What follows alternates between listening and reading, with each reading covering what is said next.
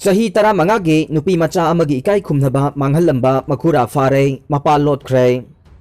Piklabasu Manipurda Protection of Children from Sexual Offence POCSO Act 2012 ki makada chairak piba yaba thokdok sing amasung Crime Against Women CAW ga mari leinaba thokdok sing leptana thoksilakpadagi POCSO amasung CAW ge case sing gi wayal chathanaba Special Court Fast Track Court fauba linkatuna akan bathabak lokal lingai ge chairakta Masagi sahi taraga mga romdamak suribi nupi macha amabu mahaki apok pamapa amasung makurana ikai khumnaba manghan birambagi matangda Police na case ama lokhalaga makura phagat lay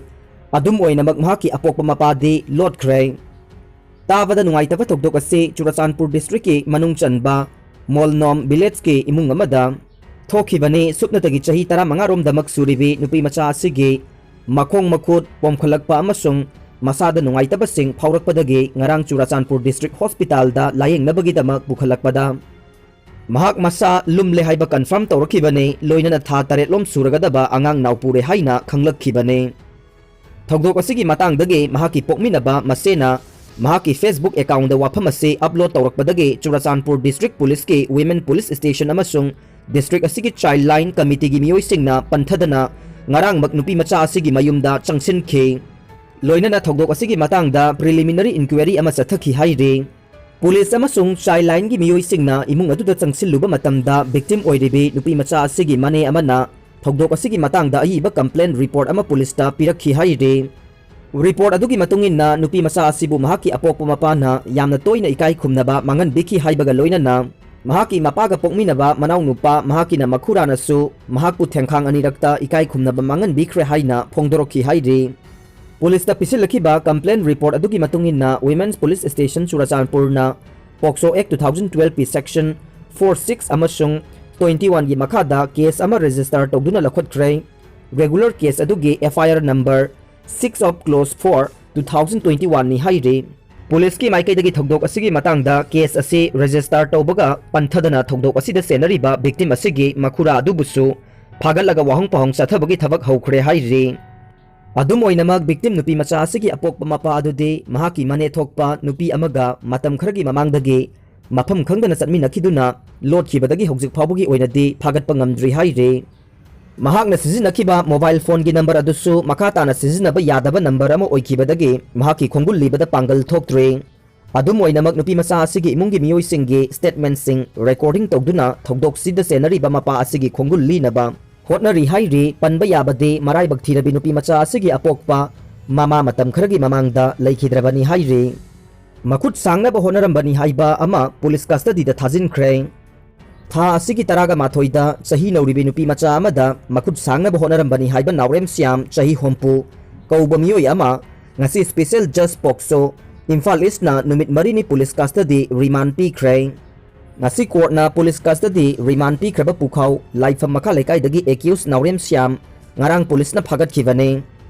case asigi ayona app ki khuthangda pikhat kiba submission adu da pallibadi victim oiribi nupi macha aduge apokpina tha asigi taraga marida mahaki macha nupi bu accused aduna April taraga mathoida namjanam thek tawna bohnaram le haina complaint ama thangalakhi hairiba complaint adugi matungin na accused aduna Mahaki mayumda nupi macha adu minute kuntra rom thonglon sinduna namjanam thek tawna bohonakhi laibak fabadagi victim gi mabungna thong adu kaukhai duna victim adu kan bangam hauki amade thogdok adugi wari pumba apokpi da tamlakhi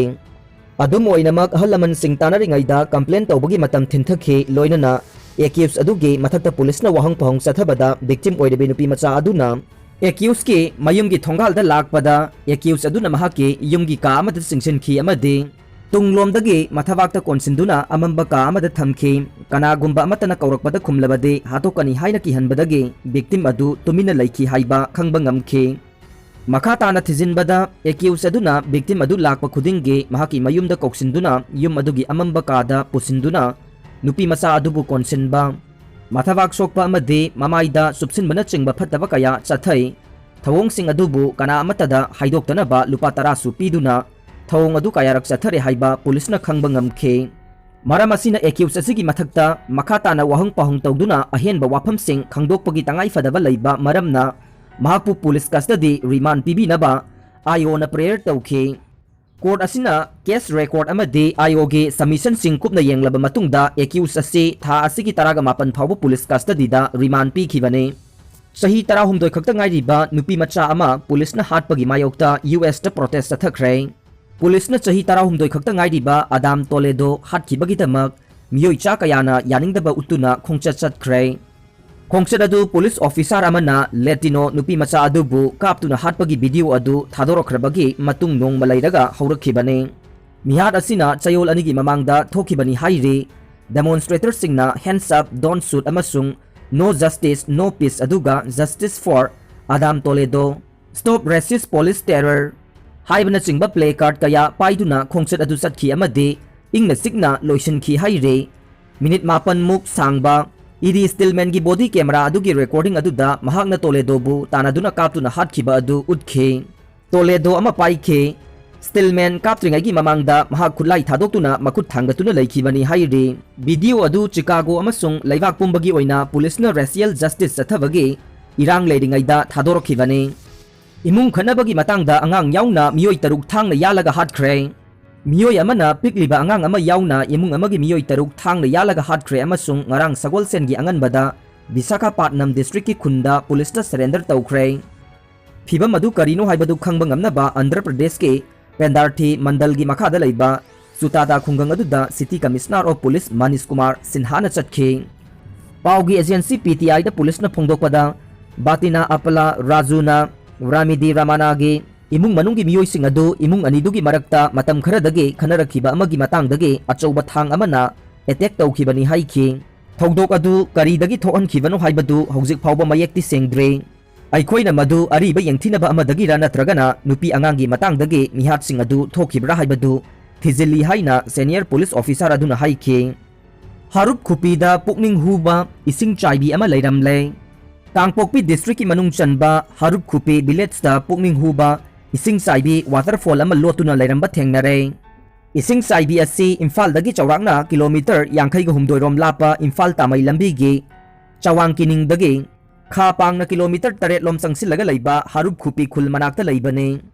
खुल असि नेपाली सिंगना खुंदादुना लैबा खुलने खुल असि फावबदे गारीना चंगबा याय इसिंग चाइबी असि लैरे हाइबा पाउ ताबदगे पाउमी याउना मिहुत कांगबु अमा मफम अदु यंगसिनबा चटखे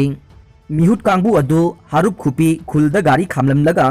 सिंगी खोंगलंबी अमदा चौरांगना मिनिट निफु खोंगना चटलगा पुकनिंग हुरबा इसिंग चाइबी अदु लैरमबा थेंगनखे हौजिक फावबगी ओइनदे मफम असि यौनबा खोंगना चटपगी लंबी असि तेलबसु जंगल फावरगा चिंगसेप्ता नप्पगा चटपा खोंग लंबी मचा अमखक ओइबना यामना खुदोंग थिनिंगाई ओइरे मरमदी लंबी असि चटपदा करिगुंबा खोंगफम अमा सोइबदा लोखादा ओंथबा याबगे फिबम अमा ओइरे सही चुप्पा इसिंग चाइबी ओइना उबा फंगबा मफम असि करिगुंबदा लैंगाकना मिद्येंग चंगबिदुना हौजिक लैरिबा खोंग लंबी असि खरा पाक्थोक चाउथोकहंदुना चटपदा साफगदबा मवोंगदा सेंबिरगदे लमकोइबसिंगे ख्वाइदगी पामनरबा मफम अमा ओइगने हौजिक फावबगी ओइनदी इसिंग चाइबी असिगी ममिंग नत्रगा मफम ऑफिशियल ओइना लाउथोकपा लैत्रे अदुबु माइकै अदोंगी मियामना हारुप इसिंग चाइबी हारुप वाटरफॉल हाइरगा खंगनरे इसिंग चाइबी असि यामना चाउबमक्ति ओइदे अदुबु हेक उबदा पुकनिंग हुबा मफम अमदि ओइरे इसिंग तारकलिबा असि चौरांगना मीटर 8 रोम वांगनी हाइना पानरे इसिंग चाइबी असि माइकै अहुम चिंगना कोइसिल्ले इसिंग ताफमदा फुट 50 रोम पाक चाउगदबा पुखरीगुंबा इसिंग तुंगफम अमा लै मसीदा लैरिबा इसिंग अदु संत्रिक संगगा हाइनिंगाई लैतना लुई मसीना इसिंग चाइबी असि अमुका हेना फजहले इसिंग चाइबी असि येंगबा Lakpa लमकोइबसिंगना ngaihaktang oidabasu pothafam amade chak isingna thongaga chaba yabage mafam ising chaibi asigi manakta marang kaina lei ising chaibi ase laingakna midyang changbi duna lamkoiba senge mafam ama ohenbina ba maikai adomda khundari ba khulgi khunja singna pamna hore